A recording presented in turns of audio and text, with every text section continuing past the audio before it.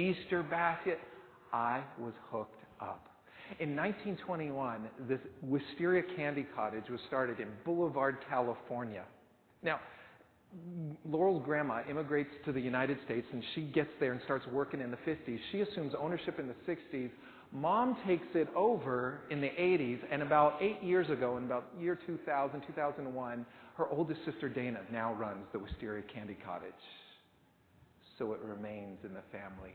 And it's a good thing, because every time we have one of these holidays, and you know the season, it kind of goes from Halloween, which is, October, through May. So you go Halloween, and then you get Thanksgiving, you get Christmas, and then you get Valentine's Day, and then you get Easter, and then you get Mother's Day. And so I got my recent shipment from the Wisteria Candy Cottage with a few truffles that I thought about eating in front of you. But I thought, well, maybe we'll just have a quiz at the end and I'll gift them away. So, pay attention. But I started thinking about some of these opportunities that I have. And Laurel's mom was great. She was so creative. And I love taking the family trips, because inevitably when we get to the family trips, I would be part of the guinea pig process. She would create some chocolate experiments, and I got to be on the receiving end of all this goodness. And I got to make up for lost time, for all of the denial that I was afforded growing up from all the sugar and whatnot growing up. So that was sort of my rebellion, and I kind of grew up, and I didn't ever really grow out of it, because my sweet tooth remains to this day, and I'm frankly pretty proud of it. So whether your mom's here today or not, it's okay to tell her. No, I'm just kidding. I think Mother's Day is worth celebrating. It's worth celebrating because for all of the late nights, for all of the broken dreams, for all of the taxi service that goes on, for all of the inconvenience plans, for all of the soiled diapers, it's still this beautiful ideal. It's a part of God's creative plan to bring presence to light through a woman. And not just any woman, a mom. My mom. And so if we did anything today, I'd like to just look at the heart of God through the lens of a mom. But there's so many metaphors throughout Scripture that we see that would somehow, we see male metaphors and male images of God, and yet the Bible also shows us the beauty of God to resemble the heart of a mother. When I was preparing for this, I read this little cute thing that came up. It was a 4-year-old little girl who went to her dad to explain to her the concept of marriage, which I thought was cute.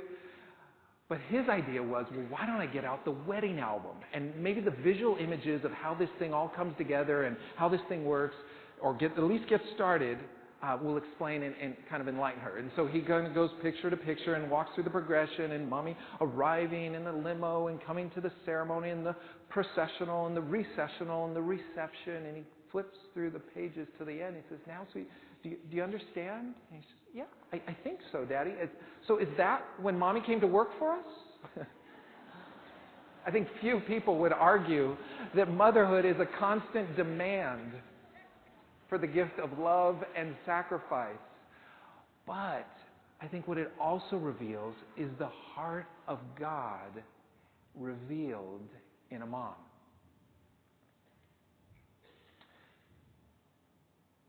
Today, if we can look at the heart of God through the lens of a mom, because somehow I think God is preparing all of us. And Jesus introduces this idea early on. And in Matthew 23, he begins to use these kind of metaphors. Now, again, we use so many of these male metaphors that we sometimes miss how the heart of God resembles the heart of a woman and a mother.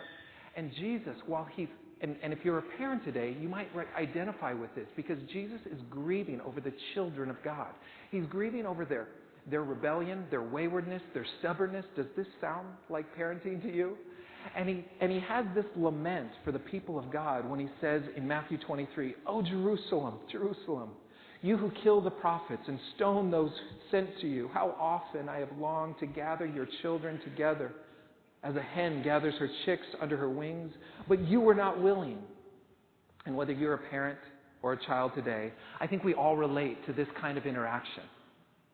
We understand God is trying and wanting to let go, but realizing there's going to be consequences. Wanting to give direction, but realizing you just need to learn, maybe be graduates of the school of hard knocks, wanting to hear my voice, but needing to allow for space. Clearly, I think what we see is God is parenting us, and He understands what's involved in how we feel totally in love and totally responsible. But God's not simply nurturing us towards a good education. He's not simply nurturing us towards good manners. He's not nurturing us towards a nice home or a rewarding job. God is parenting us towards hope. And God's parenting us towards wholeness and healing and purity. The psalmist writes in Psalm 131, using again these similar images of the heart of a mother, when the psalmist writes, "My heart is not proud, O Lord. My eyes are not haughty or arrogant. I do not concern myself with great matters or things too wonderful for me, but I have stilled and quieted my soul like a weaned child with its mother. Like a weaned child is my soul within me. O Israel, put your hope in the Lord both now and forevermore." I think one of the great challenges in parenting is learning to let go. But God allows us to grow up. And even if we end up taking the scenic route, He still loves us the same. And His grace welcomes us back. And that sounds like my mom. See if this sounds familiar to you. Because as I charted this progression, it started to resonate with me, not just with my mom, but with my own relationship with God. And it was sort of a mama always told me, well, at 4 years of age, you might have said something like, "My mommy, she can do anything." At 8 years of age, my mom, she knows a lot, a whole lot. But at 12 years of age, my mom, she doesn't really know what she's talking about.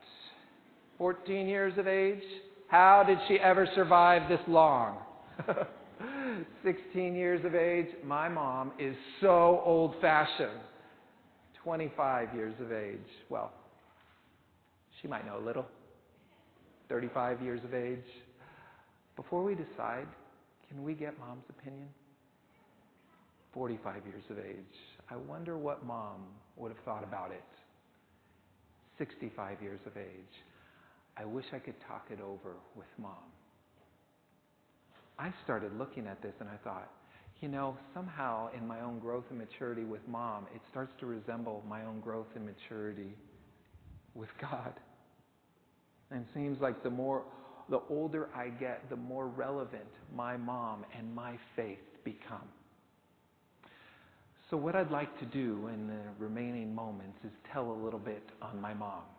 Not in a negative way, but in a positive way, because there were things that my mom helped me see. Mom taught me what God was like, and you know how it is at home. Late nights and early mornings, good days and bad days. When you're disappointed with people, when you're disappointed with family. And yet somehow my mom's faith was consistent, authentic, and compelling. So I felt like she was a good source for me to pull from and for me to know who God was like. And the first thing as I was thinking about this, Mom taught me that God was like an avid gardener. Maybe you never thought of Him like that, but Mom was sort of this amateur florist, and her thumbs were always sunk into dirt, whether it be dried and straw flowers, or whether it be potted plants, or whether it be a garden. She was constantly, literally and figuratively, creating and cultivating fertile soil in our home, in my life. I never remember my mom being defensive. I always remember her being even-keeled. She was never a guilt tripper. She was very gracious. She was patient. And I felt like she created this environment for me to grow up both emotionally and spiritually. It was just fertile soil where fruit was present. But Mom also taught me that God was like a gracious host. And if there was anything, hospitality was a way of life for us, but it was for her as well. And so she grew up not having very much. And so I think a lot of her willingness and desire to share was rooted in just pure gratitude because she had very little to begin with.